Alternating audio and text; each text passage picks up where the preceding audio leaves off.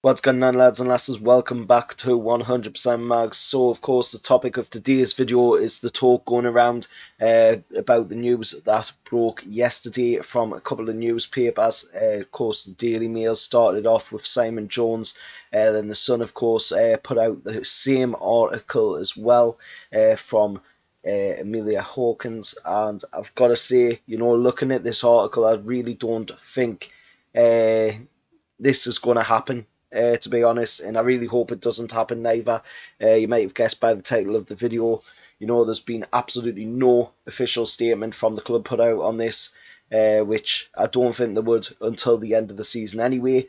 But the news going around is that Newcastle could be about to sell one of Newcastle's best players in Alan Saint-Maximin for a reported fee of 50 million. Of course, Aston Villa have reportedly said that they were interested. I couldn't see him going there. If he was going to be moved on by Newcastle in the summer, then I could see him going off to another league. I just couldn't see Newcastle selling him if they were to sell him. To be selling them a rival in the Premier League. I just don't see that being the case. Looking at it, it's not a really good move if Newcastle were to do that. He's a favourable player by all us Newcastle United fans. Everybody loves him, especially when he gets on the ball and he does his mazy skills. That is absolutely a must in the team. Everybody wants to see players like that, and he's pretty much the only one that does it these days. We don't see it from the likes of Cristiano Ronaldo or Lionel Messi anymore. And Alan Saint-Maximin as well, when he came to Newcastle United from Nice back in 2019, he was coming in with a massive credibility in the fact that he was the only player to have the most dribbles in Europe, outbeating the likes of Cristiano Ronaldo, Lionel Messi, Kylian Mbappe. And he came in for a price of just over £16 million. Now, of course, he's rated at a market value of just about £29 million.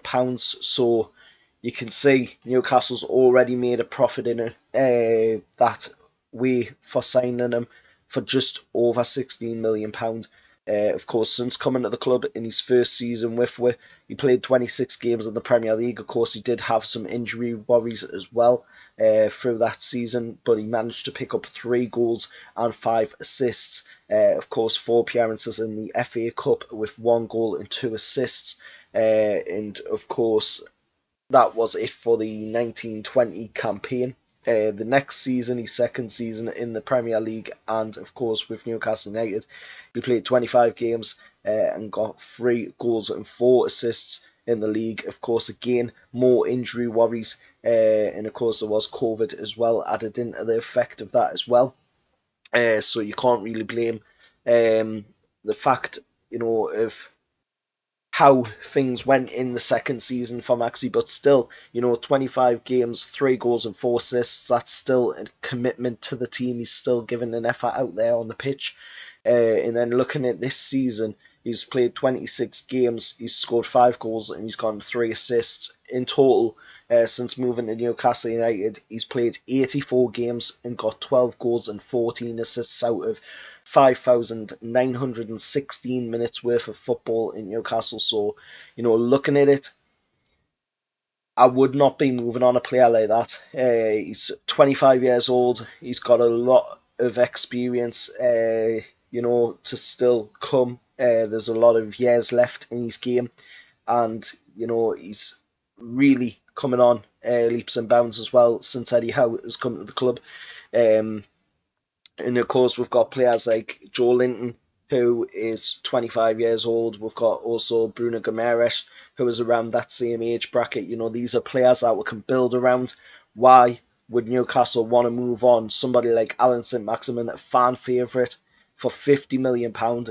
If we're going to move on a player like Maxi, you'd be looking at more over the £100 million price bracket, and he would not be going to a Premier League team as well. So, for me, this looks like it's another case of, the press trying to put out a story to try and scaremonger the Newcastle fans, and it's not working. It's just not going to work.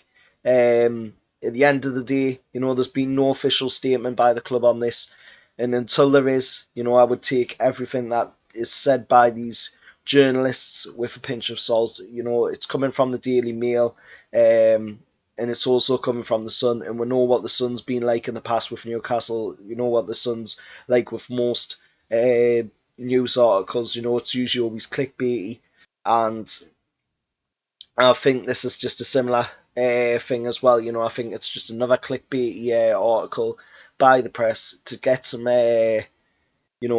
traction to their papers, because it's been a slow business day for them. It's been a slow news day, and I wouldn't take anything that they say, to be honest, with any credibility. Yes, they may have a few little bits in their article that is true, in the fact that Newcastle are looking to move players on, because that's already been said by Amanda Savory and that, so there is players that are going to be moved on, but is it going to be Alan St-Maximin? I don't think so, because you would have heard something about it by now from the club.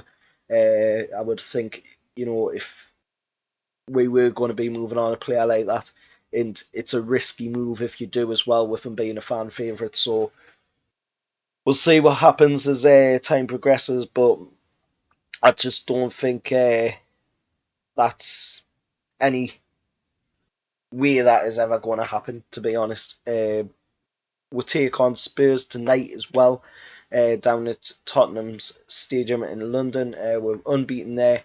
Hopefully we can come away with the win in the game. Failing that, it would be nice to pick up at minimum a point in the game.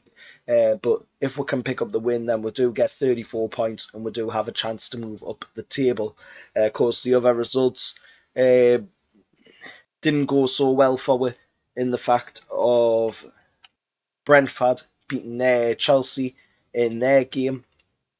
And if we look at the Premier League table, which will be up on screen now, just to clarify where Newcastle are going into this game against Tottenham. We are 15th in the league, 29 games played, 31 points. So if we were to win tonight, we would get 34 points and we would have a chance to go into 14th place in the league, possibly 13th place, but we'll have to see at the end of the day how this result turns out against Tottenham down at the Tottenham Hotspur Stadium. Anyway, let us know your thoughts on, of course, the topic of today's video. Will Newcastle sell Maxi or not? And, for me, it's a no-go. I wouldn't do it. He's only 25 years old. He's still got a lot of time left.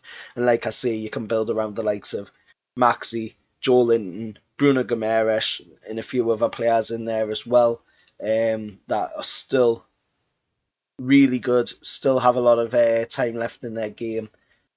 And for me, it's a no-go to sell Maxi. I wouldn't do it. Not for 50 million. Anything over 100 mil plus, maybe there's a chance, especially if you can move him on to another league. But even then, do we need the money? Not really. Newcastle got the most money in the world right now for sports franchises, so I just don't see why it would be profitable to be able to move on a player like Maxi. It wouldn't benefit Newcastle in any way. It would more than likely dampen a little bit, taking away a player like Maxi. But anyway, let us know your thoughts down in the comments below. As always, remember, like, share, subscribe, scan the QR code, and I'll see you all next time. However, lads.